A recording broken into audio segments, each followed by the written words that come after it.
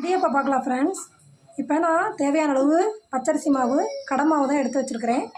நான் வந்து அனில் பிராண்ட் மாவு தான் எடுத்திருக்கேன், அரிசி மாவு. நீங்கள் வந்து எது வேணாலும் எடுத்துக்கோங்க, வீட்டில் அரைச்ச மாவுனாலும் எடுத்துக்கோங்க. 1 கப் மாவு எடுத்துக்கிட்டேன். அதில் வந்து கொஞ்சம் சால்ட்டு போட்டுக்கிறேன். தேவையான அளவு ஆயில் ஊற்றிக்கலாம். கொஞ்சம் அந்த ஒட்டாமல் ஒரு கையில் ஊற்றிக்கலாம். இப்போ தண்ணி இந்த அளவுக்கு பஃபிள்ஸ் வந்தோடனே ஆஃப் பண்ணிக்கோங்க. ஆஃப் பண்ணிக்கிட்டு நம்ம இப்போ ஊற்றி பிணையலாம். இப்போ பிசைஞ்சதுக்கப்புறம் காட்டுறேன் ஃப்ரெண்ட்ஸ். இப்போ இந்த அளவுக்கு சாஃப்டாக பிணைஞ்சு வச்சுக்கோங்க. இப்போது நான் வந்து இட்லி பாத்திரத்தில் தான் பிழிய போகிறேன். இட்லி பாத்திரத்தில் தண்ணி ஊற்றி அடுப்பில் காய வச்சுருக்கேன். நான் இதில் தான் பிழிய போகிறேன்.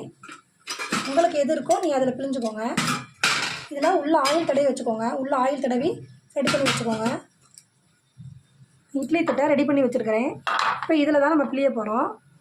இப்போ எப்படி பிழியலான்னு பார்க்கலாம். இப்போ இதை நான் இப்படி ஃபிட் பண்ணி வச்சுருக்கேன். இப்போது பாருங்கள், இதுக்குள்ளே மாவை போட்டு நம்ம பிழியலாம். இதுக்குள்ளே மாவை போட்டுக்கலாம். இப்போ எப்படி பிழியலான்னு பார்க்கலாம் ஃப்ரெண்ட்ஸ்.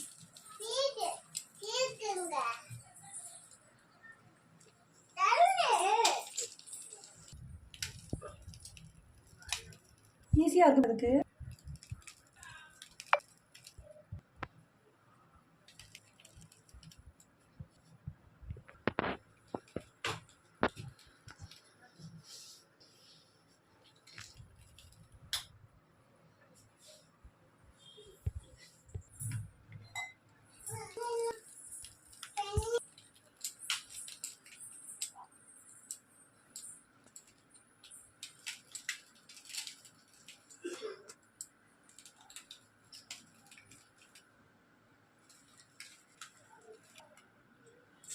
இப்போ எல்லா தட்டையும் பிழிஞ்சு வச்சாச்சு. இப்போ மூடலாம். ஒரு 10 நிமிஷம் வச்சுருக்கலாம்.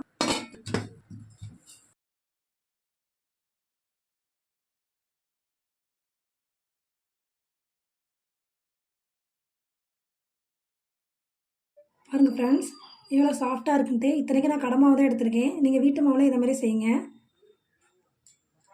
இப்போ தேங்காய் பால் பார்க்கலாம். இப்போ நான் ஒரு தேங்காவை எடுத்து துருவி அதில் கொஞ்சம் சர்க்கரை 2 ஏலக்காய் போட்டு வச்சுருக்கேன். இதை மிக்சியில் அரைச்சிட்டு தேங்காய் பால் பிழியலான்னு பார்க்கலாம்.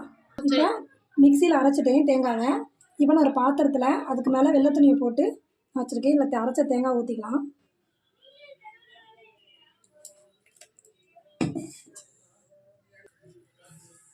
இப்போ செஞ்சுக்கலாங்க.